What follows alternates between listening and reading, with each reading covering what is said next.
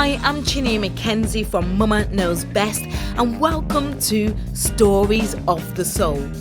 Each week, I'll be speaking to people who have gone through extraordinary circumstances and have come out wiser on the other end.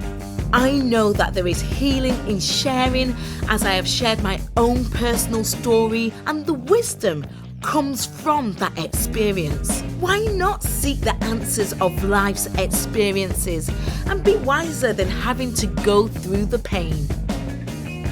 Join me in learning from Stories of the Soul.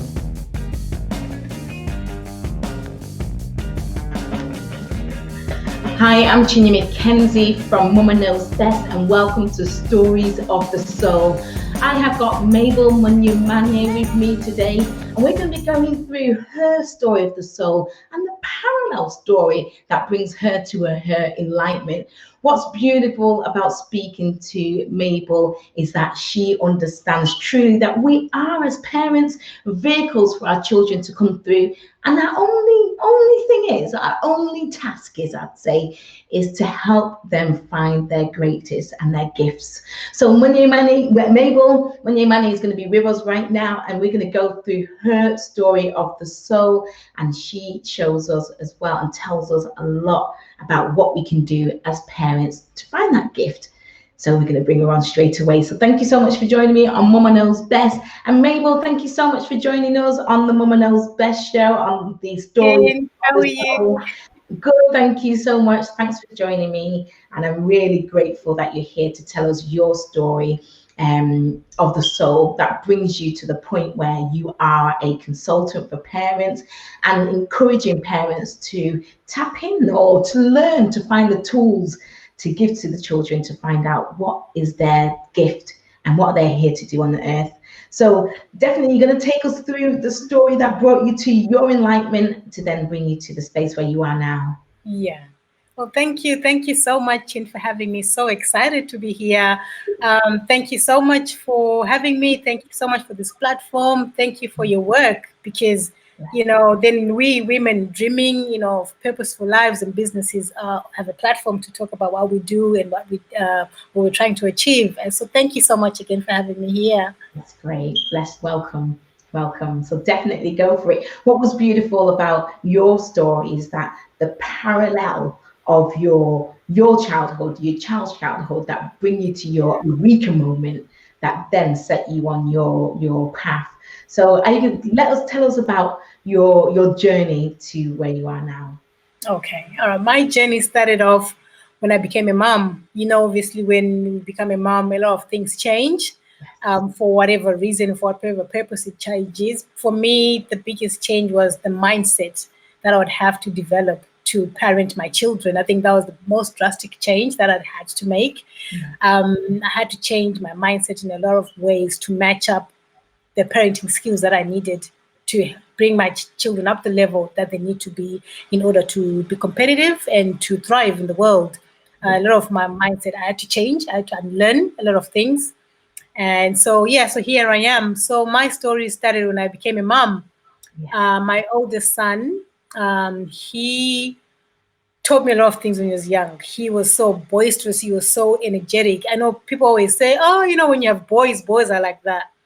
But yeah, he pushed us a lot. He tested us in many ways. He would bounce off the walls, literally. We lived in a semi-detached house at that time, and literally bounced up and down the stairs. We thought this boy is going to break his leg sooner rather than later, So we just thought we need to find a way to burn his energy. He wouldn't get tired. I remember as a baby, he didn't sleep much. He quickly went to one nap, to an hour, to half an hour, way before the usual milestones of kids, So there, he was always challenging. He was always ready to go, So me and my husband thought, okay, maybe let's find a good way to channel his energy rather than break his leg in the house on the stairs. Yeah. So one of my friends told me about her friend who had signed the son up in the David Lloyd's tennis. So we thought, so that momently stuck out in us. We thought, okay, let's try that.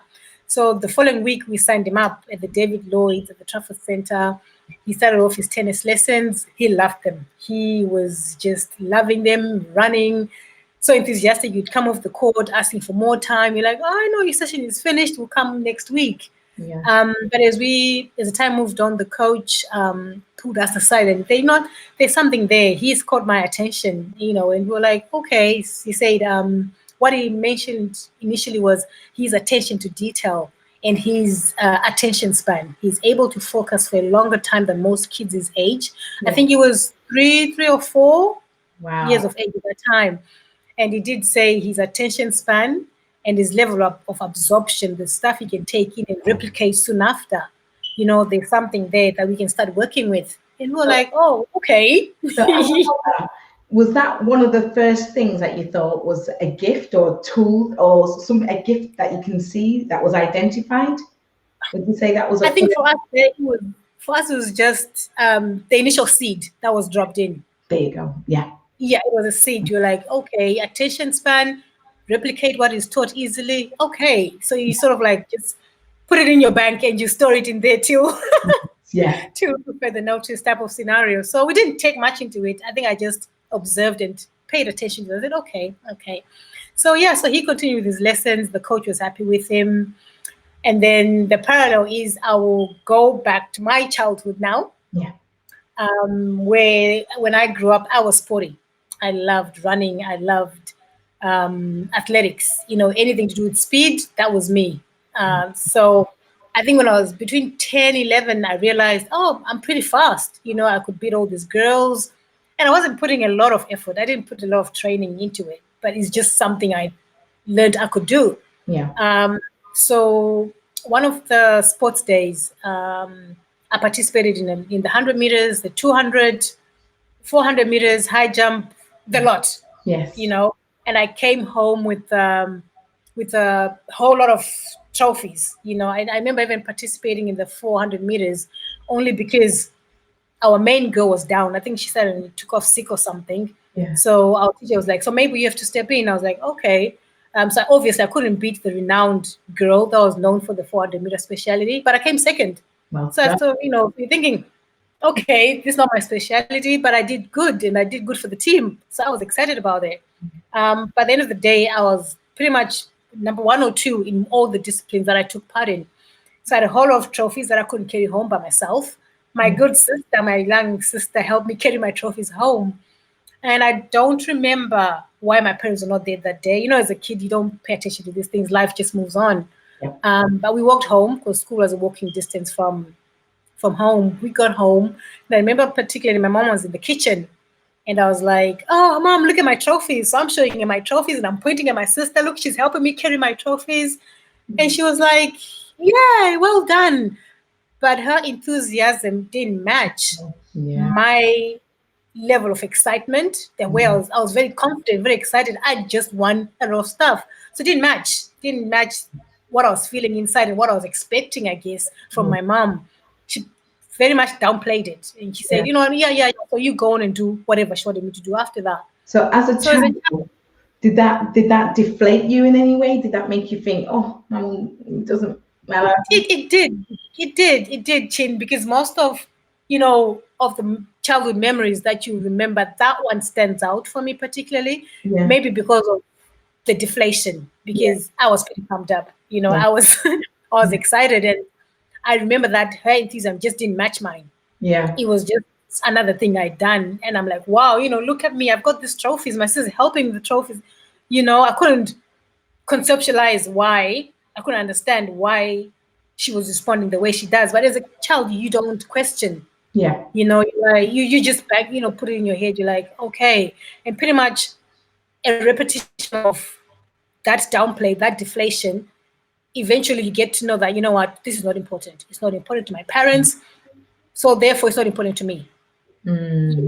So after that, I went to high school, where I eventually learned that it's not cool to be a runner as a girl. The girls used to make fun of my legs. Oh, you got big thighs, you got big calves. That's not cool. So that's another deflation. So you thought, no, I want to be the cool kids. I want to be the cool girls. So I'm not going to be doing this anymore. So by 13, 14, it's really, really down in the list of my priorities, things I would like to be doing. Yeah. You know, so eventually it's not something I pursued anymore because nobody admired it. I didn't get any rewards from anyone. Yeah. So so you push it on the line and Yeah, in terms of what did your mom champion? What did she encourage? What was the things that she said? Yeah, my mom encouraged the academics. Yeah. She pushed a lot on the academics. I remember I was very good at writing, so I remember she used to enter me into the allied arts writing competitions, and Yeah. I was really good at that. I would get certificates in that. I used to hand in stories, short stories, poems, and I would get certificates. She loved that. Yeah. She'd come to school for the presentation on the stage. That side of things she loved. Academics they pursued very. And if I wasn't good, I wasn't particularly good in maths. So I had extra lessons in maths every school holiday. So a lot of emphasis, a lot of time and money was put into the academics. If you're not good enough in maths, let's make you better. How can we make you good at this? And then the writing, she applauded, she loved because I was good at that naturally. Yeah. Wow. Oh, wow. So then jumping over to the enlightenment. So you said you've got another son as well. And Yeah. So that parallel is my second son. So he was at school. I think he was roughly the same age as my first one. He was 4 or 5. And he's running at school. He's like, they're doing little athletics day. And for weeks, he was pretty excited. I'm going to run. I'm going to do well. Mommy, you need to see me. I'm going to win this race. So obviously, clearly at school, they've been practicing and probably he's seeing himself, in these races. And I was like, okay, so he kept on going about it for weeks and weeks and weeks.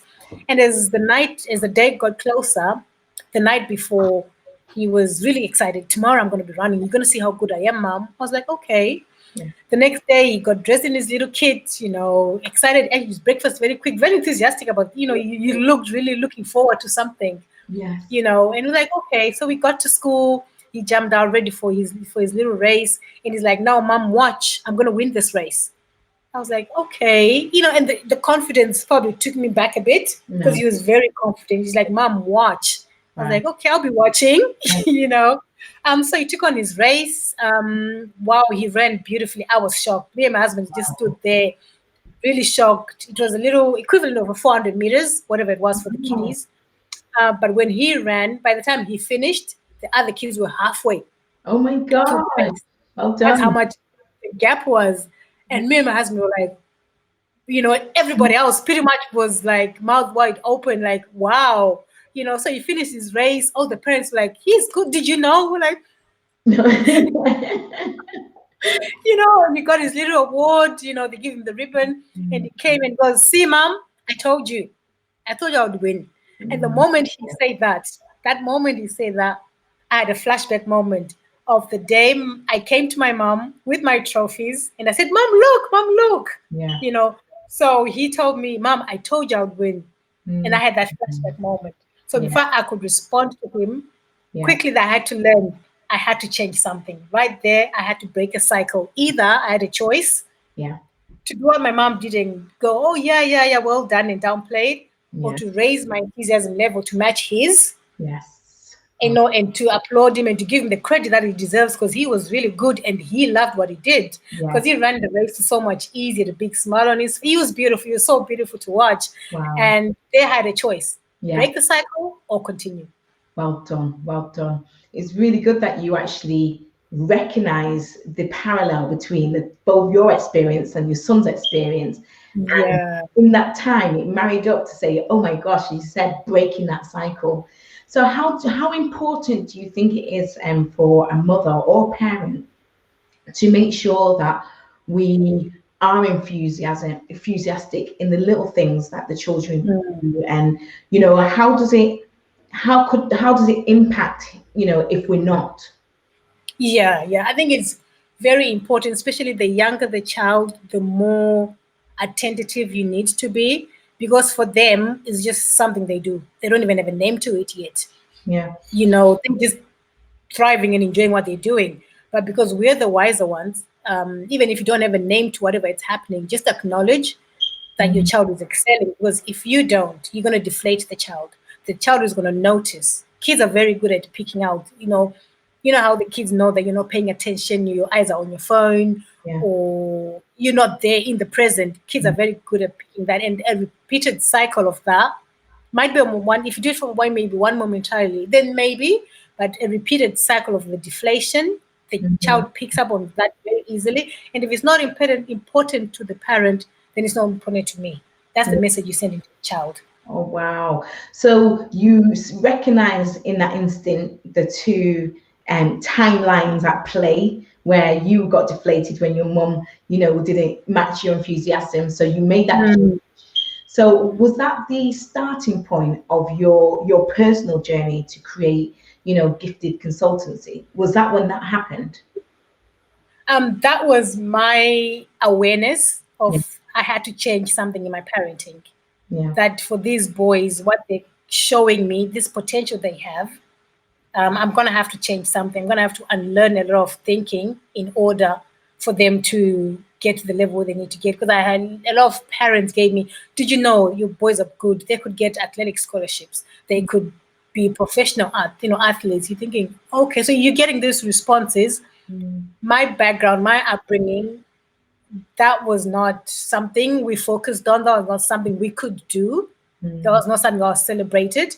Yeah. So with the feedback I'm getting, and my children are showing me this, these signs, I often call them symptoms, that was my personal journey, my parenting journey, that I learned that something has to change in my own mindset, in my own parenting skills.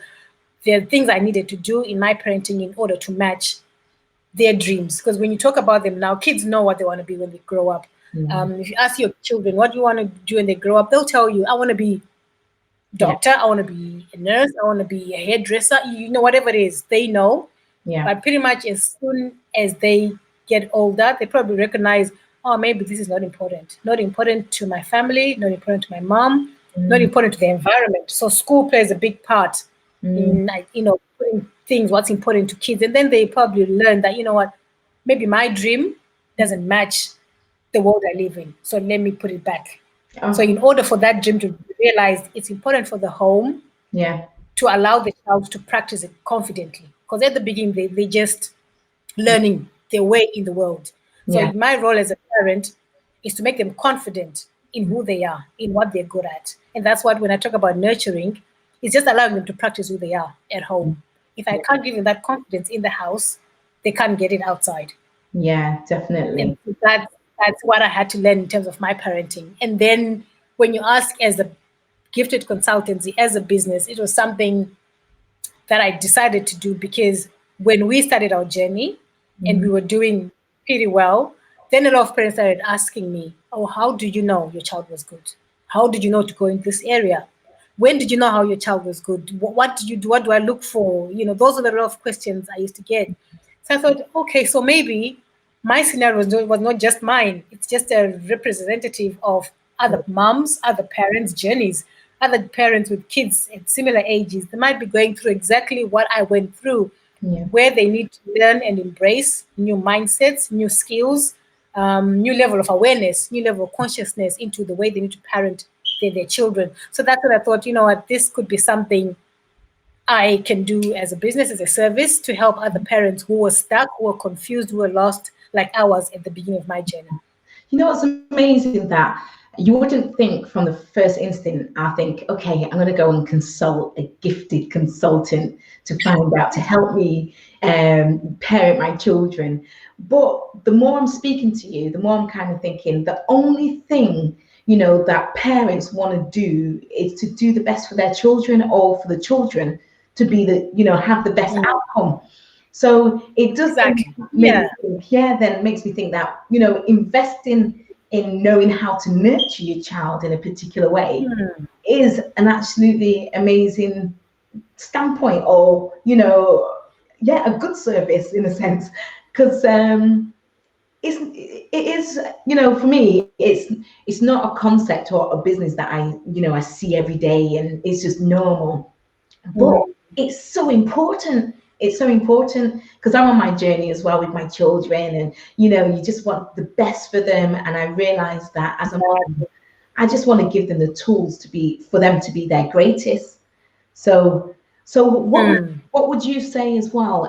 Because I feel like there's a lot of cultural and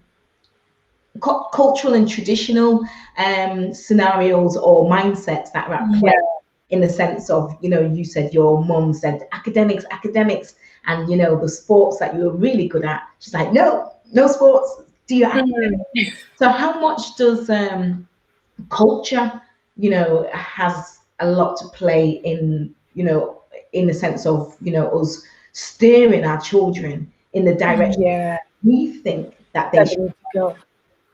Yeah, culture plays a very, very huge part in reflecting and impacting our children. I mean, culture is group habit.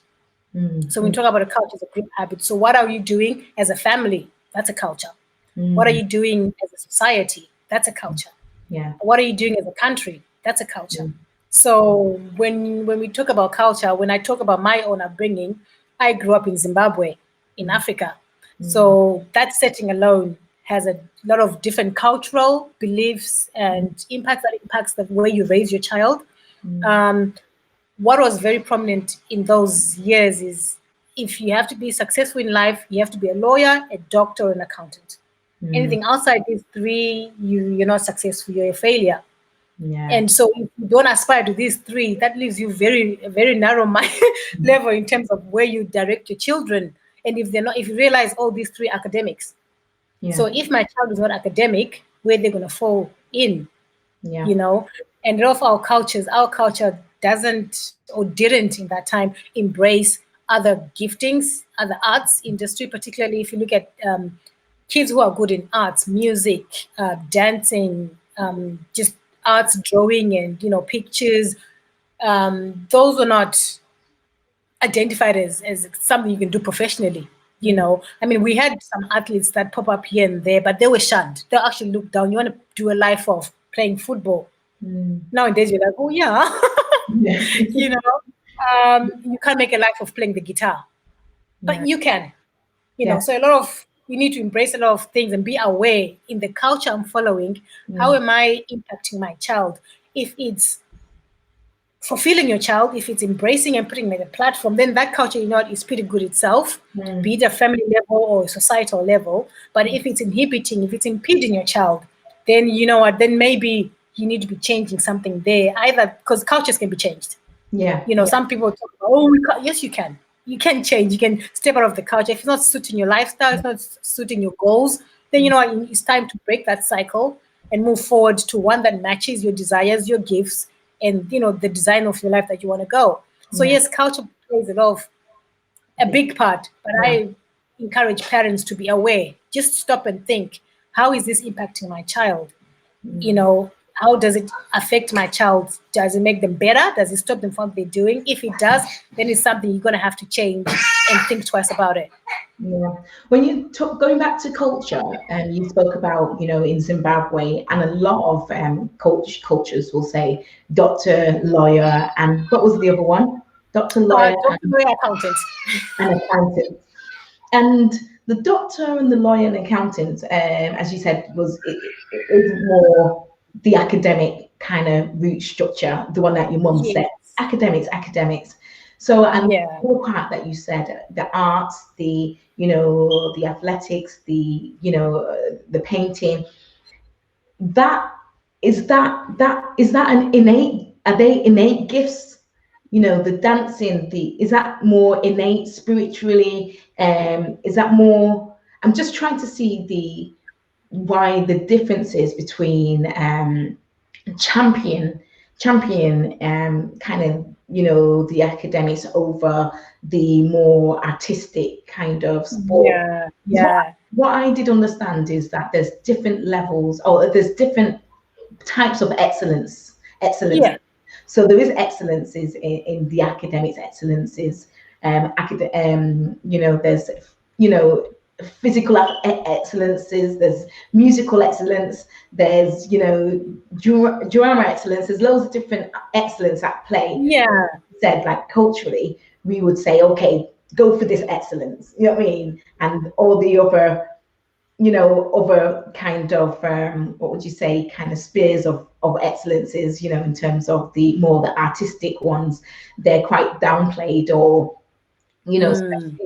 because I would say within our culture, that everything comes easy. I feel everything comes easy. But would you say, because I find a lot of people saying not to go into sports, not to go into, you know, the music. It's like, no, that's a hobby, you know. You know, I'm kind of really quite torn within this whole thing, because I think, you know, especially within those art areas, they're really quite, you know, innate talents, the ones that can't be, you know, taught. You know, mostly there's the talent. Yeah.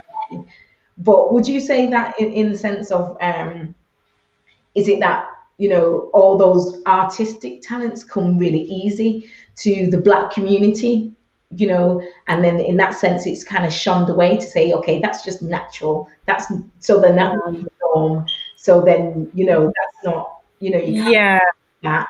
But Yeah, you know what, Western, you've pointed out very well. You know, when you said that the different level of excellence, that's exactly it. You know, you've got that very well. The levels of giftings. yeah, You know, academically, you see the really A grade, you know, the A plus graders, you know, excellence. You get the Bs, you get the Cs. So there's a level of, you know, of the gifting. Similarly, in any other area as well, the levels of giftings. But what people tend to, I guess, to take for granted is maybe, you know, certain strengths, certain gifts can only start from the beginning. They're very innate from the beginning. So it's not that, because if it was everybody, then everybody would do everything. yeah, But if you look at the respective of things, not everyone can do anything. I've got my friend, my childhood friend. She looked terrible when she was running. It looked so painful. You could tell, you know, please don't run. She looked like the whole body. You know, so I always draw an example to her that she's definitely not the athlete. yeah, But when she sings, oh my gosh, she's got the most beautiful voice. I cannot sing to save my life. yeah, I can practice, I can put effort into it. yeah, It will never happen. So innate gifts are personal. They're things that you have as a starting platform. yeah, You know what? They're things not everybody can do. But then there are things that, for example, my two boys both play the same sport, yeah, but their level of their game styles are totally different. So you can have the same gift, but the level of excellence is different. The level of manifestation is different. So people don't tend to look at it that way, because academics, lawyer is using a different gift from a doctor, from an accountant. yeah, They're all academics, but they work differently. Similarly, athletes are different. You have a cricketer, you have a basketballer, you have a runner. yeah, Totally different skills, but Yeah. both athletic. Arts, so it differentiates, you know, but then sometimes a cultural will play into it, because I always talk about this story, because my third son, I've got a third son, he's 2. So he's a health visitor. You know, those ladies who come and measure babies' milestones and stuff. So she comes home one time, I think he was 5 months or younger, but because there's a big gap between my second and my third one, I'd sort of forgotten the milestones. So I asked her, oh, my son is rolling over. Is that too early? Or is that in time? Is that okay? You know? And she said, oh, and she was so casual. She goes, oh, you know, with African babies, that doesn't surprise me. Wow. I was like, oh, what do you mean? I said, can you expand? You know, because I like the way people think. I'm always wanting to learn more from people's thinking. Yeah. And she said, in all her 30, 45 years of working with babies, she's seen that most African babies reach the physical milestones earlier than all other babies. And she actually had a ranking. She said, African, in whatever order she put everybody else, you know, Asian, Caucasian, whatever order she put. But she says African babies always reach the physical milestones earlier. So the sitting, the crawling, and the walking, the clapping hands, those physical things, they tend to reach it earlier. But then you people don't know, you don't seem to know that, because that's why you make better athletes. And I was like, So what profession was she in to give that analysis? she's a health visitor. You know, those ladies that come and measure, you know, babies' milestones, you know, are they eating, are they crawling, are they the weight, the height? You know, that's her background. You know, and that's what she said. She goes, yeah, but you people don't seem to know that. Yeah. It's like, oh. Yeah. So I went home and I told my husband that, and he was like, did she say that? I'm like, she did. Yeah. I actually read a book and it said that African children, by the time they're 14 years old, they are adults. I was like, what? 14, they're actually adults. And if you think about it, when you was 14, 15, I don't know, personal experience, when I was that age, there was a real kind of tug within the household. Like, I'm trying to say, Mom, I'm grown, and your mom, you're a child, I always think that there's always a tug of war within that age group at that age, where I don't know, their self a bit more, get a bit more, freedom, or but it's really, really interesting how, and what you said about the comparisons there. And what's beautiful, when you said about the lawyer, the doctor, and the accountant, I thought, wow, they're actually, institutionalized teachings. So it's a system, so you have to go to school to learn that system, to then, to operate within that system, which has its own information, its own structure. But the other things that he was talking about, like the running, the singing, the artistic, that's innate, that's natural, that's a so that's exactly weird to kind of get that right now. But and I think that, the spirit kind of works more within those innate areas. But what would you say? So in fact, how do you find the gift, or how do you help your child, bring out those talents and those gifts?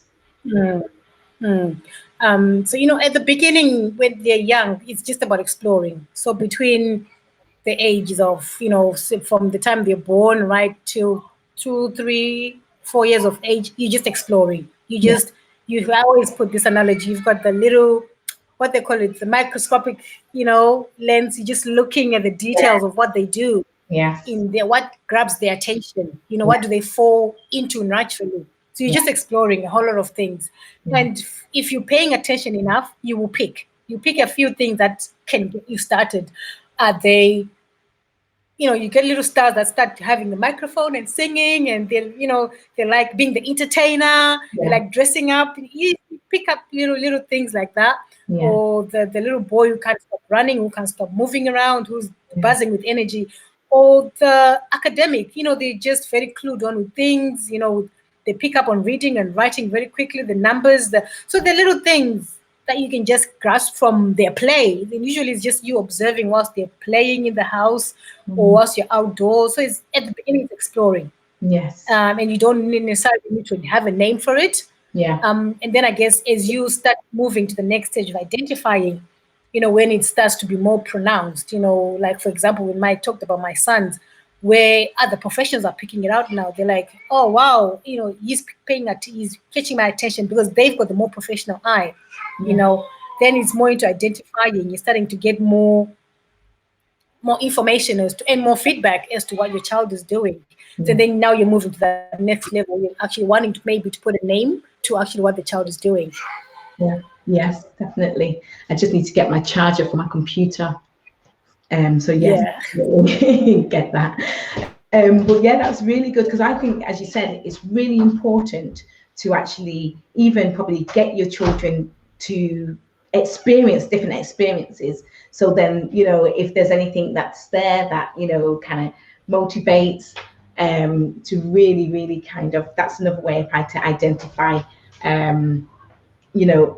to introduce them to other things, other gifts, and to find out their gifts. Exactly. Because even the tricky part is some gifts present themselves the same at the beginning. So you need to be paying attention to just what are they enjoying, what do they like. For example, my boys are very good at the piano. So that's the hand-eye coordination that's there, but they hate it. They absolutely hated it. So when I took them to the piano lessons, I'm seeing them thinking, oh, they're beautiful. Oh, maybe they should do this. They hated it. So pretty much after 6 months or so, we stopped, because I couldn't be dragging them to something they don't want to do anymore. So like I said, sometimes the gift will present itself, but actually you need to find the specificity of where does it fall into. If you fall into sports, are they into individual sports? Are they into team sports? Is it the ball? Is it what is it? So it's a journey. It's a journey of exploring and trying out a lot of different things. And don't be afraid, because if it's not this, that's fine. Then try something else. And don't label, it's a good gift, it's a bad gift. That's just the society. That's just learned to label things. But every gift is equivalent of every gift. There's no higher gift than the other. That's just the society that's labeled things. And I think that's a bad thing, because now our value of gifts is different. Yeah. Whereas we say being a lawyer is more important than an artist. Well, Yeah. they do different things at different levels. So no one gift is more valuable than the other. Yeah. It's just how the world is learned to monetize, or Yeah. is learned to, in their value system, put it in the way. But every gift is equivalent to what it is, and we just need to respect that. Definitely, definitely. I read a beautiful book that says your children choose you to be their parent. And whatever it is that they need, you have the tools to provide for them so they Oh, can be their greatest here on this earth. And, you know, I love that. yeah, it's beautiful. And it kind of put into concept as well, like, you know, what about the children or people that have gone through bad experiences? You know, how does that stand? And my kind of thought process was, usually people who are here to do great things on the earth has gone through great things and come out the other side to be able to tell Wow. and help others, you know, through those things. So that's really interesting. But with Gifted Oh, I Consultancy, like that. I think it's really amazing what you're doing. All the things that you are actually even educating parents to say, look at your child. Don't look at society and say, you know, he should be a doctor, he should be this, he should be that. It's like, who is your child? What gifts, who have they come here to be on this earth? And as I always Exactly. say, Mabbel, that I say to my children that, you know, I believe that we're spiritual beings having a human experience. And I kind of say to them, you know, That's it. I love that. yeah. And I say to them, how do I know that your spirit might be older than and wiser than mine? Because Mabbel, my children are my biggest teachers. So who's the That's student? it. Yeah, Exactly. And that's, I think if we embrace that, I know I don't know everything. And like I yeah, said, my children have taught me a whole lot. Since I've had them, my yeah, learning experience is like, oh, yeah, yeah, could learn so much from them, even just the way they think, the way they reason, the way they function, the way they love, the way yeah. they love unconditionally. They've just taught me a whole, but we have to No, be openly aware and be willing to be taught. Because some yeah, other, we go back to cultural, where they go, a child is a child. They can't teach you yeah. anything. That's so far from the truth, because there's so much learning we can get from a child. Definitely. I would say where I was brought up, and even probably my mother was brought up, so it's kind of learned behavior and passed um, downwards, that a child is not to be heard. You know, you should be seen and not heard, and come out to big people conversation and just sit there and, you know, really quiet in the sense of, you know, self-expression could be quite closed down, Mm. you know, in the sense of, you know, exploration could be really quite halted because of our parents, you know, or the, as you said, the vision or what we have as parents in our head of what's right, what's wrong. Mm. As you just said, and we just both said that. I feel like I'm the student for my children. You know, my children are my teachers, and I'm their student. You know, so if anyone, so you've got loads of courses as well, and you've got your Gifted consultancy and Yeah. great things. And is there anything, because I know that, you know, we've got some links as well that we're going to have in the description, so you can be able to get hold of Mabbel and actually, you know, find out exactly all the wonderful things that she's doing to help parents find their children's gift and allow them to thrive. So definitely make sure you check out these gifts as well. And Mabbel, continue to keep doing the work and educating parents to say, Thank you know, you. children's gift. They're here to do something. And I always say as well, I think it's important to recognize that, you know, not everyone's here to change the world. I know it might sound straight. You know, some people are here just to have an experience of life, and that's okay, you know. And there's some people, Exactly. yeah, and there's some people here to change the world and, you know, break records, and that's okay as well. So just to Exactly. be patient and, you know that your children's life is not your life. Mm. No, and I think the moment you release yourself from that responsibility, then I think it's liberating. Yeah, That, you know what, I'm just the vehicle. I'm just yes, here to help them go through a journey. At the beginning, maybe I'm just helping them understand who they are, what they hold within themselves. And part of the parenting journey is to help them, give them confidence to use their gifts and to find where they fit into the world, find their purpose. That's not for me, it's for them. I'm just helping them navigate the world. And I think if every parent acknowledges that, then I think it releases you from a lot of pressure. And sometimes I know I get a lot of parents who say, but I don't know how to nurture this gift. I don't even experience it. And that's fine. You know what? You don't have to have experience with it. You know what? But I believe moms, we're natural nurturers. It will come to you. Just have to believe yourself. Instinct will always kick in when natural nurturers. And the second thing is, what? You will both learn as you go. You both mentioned that, I tell my kids, we're both learning. We haven't been I haven't been on this journey before. So you and me are co-students. You know what? Let's work together and see, how we go in this journey. Definitely. So anyone wants to get in touch, I've got the links below as well. So you can get in contact as well with Mabbel for Gifted Consulting. The gifted children as well, and just the gifts within the your child. So make sure you check that out. And one beautiful thing that we've learned today speaking to Mabbel is that, as we're all on journeys. And journeys of life and discovery. We're going to go through many different things, and your children are here to actually to find their gift as well, and to just be who they are and live their purpose.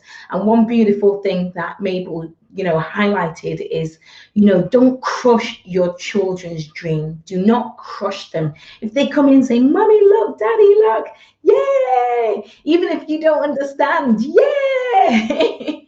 And just to know that your children are your greatest teacher. So I said, who is the student? Because I know I'm truly the student for my children, and they are my teachers. So who's learning and who's teaching who? That's interesting, definitely. So support your child no matter who they are, what they want to do. And remember, not everyone's here to change the world. Some people just here to, to just have an experience, and all experience are experience. But just saying that some people might be here to change the world. Some people might be here to do all these things. What is your child's purpose? I actually went deeper into finding what mine was, and I'm going to tell you about that next week as well, because all I want to do is give my children the tools to be their greatest here on this earth. So thank you so much, Mabbel, for joining us on the Stories of the Soul, and definitely we'll be in touch as well. Anyone who wants to get in touch with Gifted Consultancy, Mabbel, get in contact, find out some key tools to use. How do you identify your child's purpose? How do you see the gifts? What tools do you need? How do you encourage them? All that beautiful stuff. And definitely we're going to be doing some wonderful things as well. You'll be seeing a lot of Mabbel as well, definitely here on the Mama Knows Best. So thank you so much for watching Stories of the Soul, and I will see you soon. Bye. Bye.